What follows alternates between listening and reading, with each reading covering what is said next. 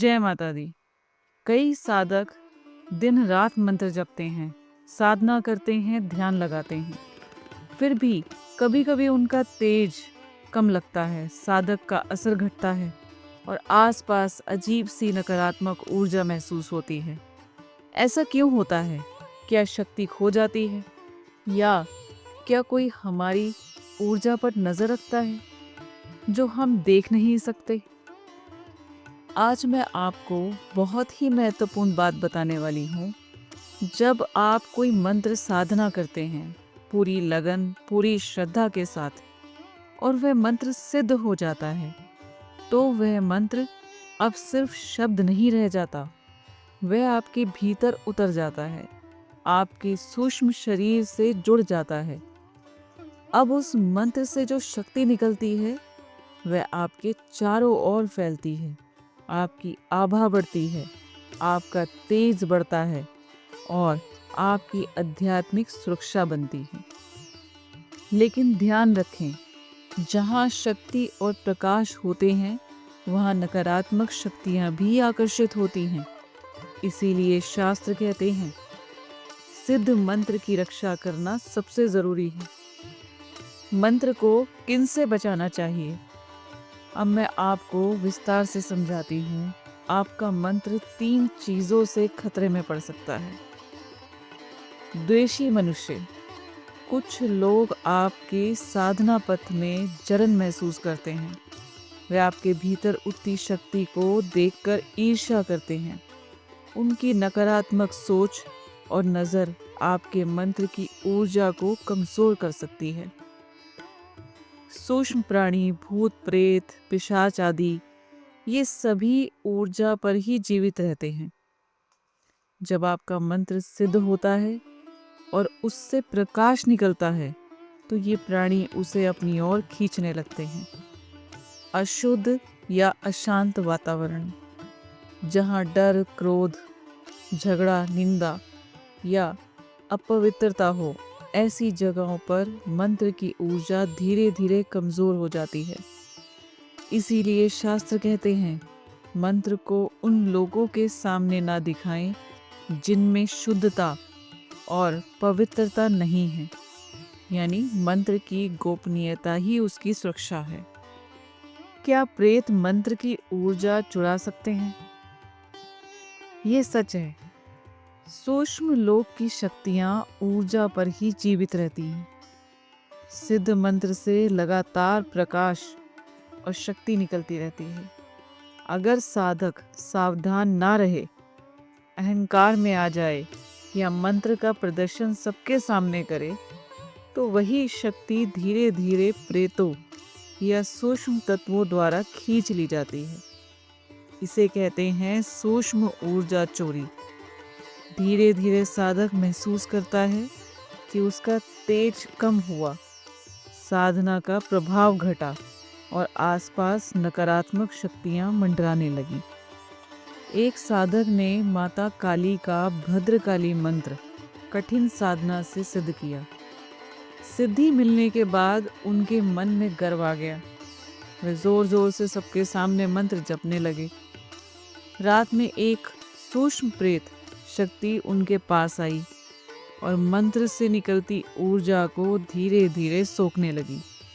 कुछ ही समय में साधक का तेज कम होने लगा, साधना का प्रभाव घटने लगा, चारों ओर प्रेत मंडराने लगे।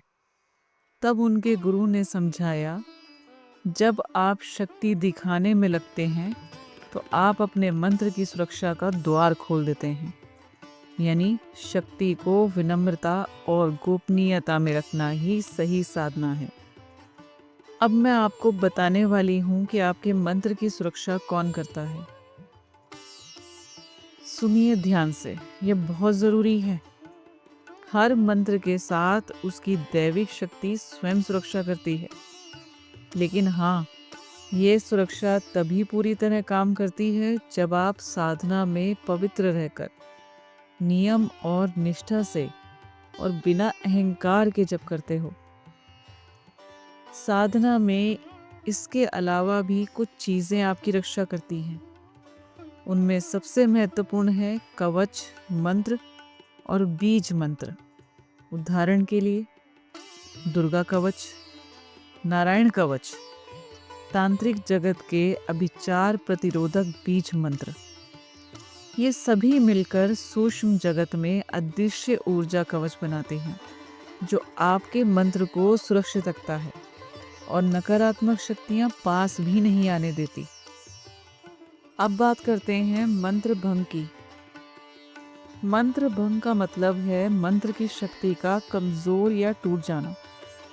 यह तब होता है जब आप मंत्र का बीच में रोक कर करते हैं, मंत्र का उच्चारण गलत हो, आप अपवित्र अवस्था में जप करते हैं, अहंकार, क्रोध या लोभ आपके मन में प्रवेश कर जाए, आप मंत्र को हंसी मजाक या निंदा का विषय बना दें, या अंधीकृत व्यक्ति के सामने मंत्र बार बार दिखाएं।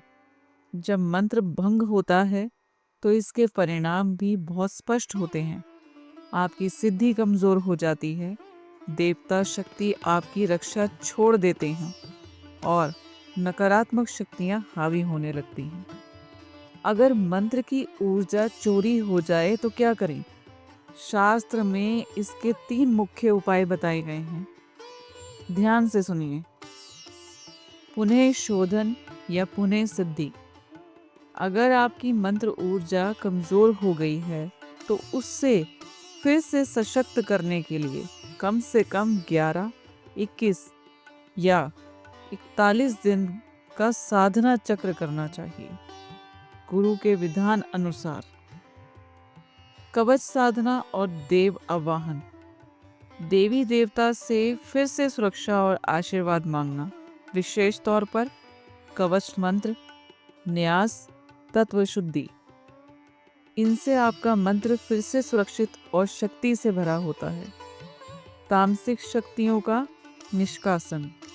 अगर आपकी ऊर्जा पर प्रेत या नकारात्मक प्रभाव पड़ा हो तो उपाय है अग्नि शुद्धि, हवन, नमक जल शुद्धि, रक्षात्मक बीज मंत्र।